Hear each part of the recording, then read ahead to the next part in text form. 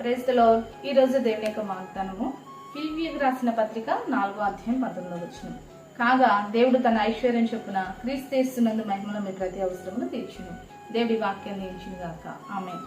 అవునండి, ఏ అవసరతను బట్టి నువ్వు ఎదురు చూస్తున్నావు, ఈ అవసరత ఎలా తీర్చబడుతుంది, ఏ రీతిగా నాకు సహాయం వస్తుందని నువ్వు అనుకుంటున్నావేమో, కానీ దేవుడు నీతో మాట్లాడుతున్న మాట ఏంటంటే దేవుడు తన మహిమలో నీ ప్రతి అవసరం తీర్చబోతున్నాడు. దేవుని స్తోత్రం అండి.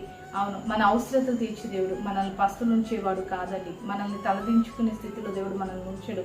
ఏ అవసరతను బట్టి ఈ అవసరత ఎలా తీర్చబడుతుంది, నాకు ఏ రీతిగా సహాయం వస్తుందని కృంగిపోతున్నావా, ఆధారపడుతున్నావా? దేవుడు చెప్తున్నాడు తన మహిమలో నీ అవసరత తీరుస్తానని. ఆధారపడక కృంగిపోక దేవుని అందు విశ్వాసంతో నమ్మికతో దేవుని యొక్క వాక్యం చదివిస్తుంది. నమ్మితే దేవుని మహిమ చూస్తావు. నీ విశ్వాసం చొప్పున కార్యం జరుగునుగా, కానీ విశ్వసించు నమ్ము. దేవుడు తన మహిమలో నీ ప్రతి అవసరత తీర్చబోతున్నాడు. అటు రీతిగా దేవుడు నీ అవసరత తీర్చునుగాక. ఆమేన్. ప్రార్థన చేసుకుందామని. సకల ఆశీర్వాదాలకు కారణభూతులమైన మా ప్రియ పరలోకపు తండ్రి, ఈ యొక్క ప్రార్థనలో కూర్చున్న ప్రతి విధంగా జ్ఞాపకం చేసుకోండి. అది వారికి ఏ అవసరతైనా కావచ్చు, అది వారికి అసాధ్యం కానీ నీకు సాధ్యమే కదా ప్రభా.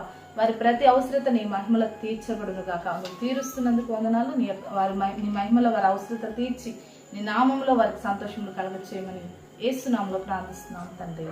ఆమేన్.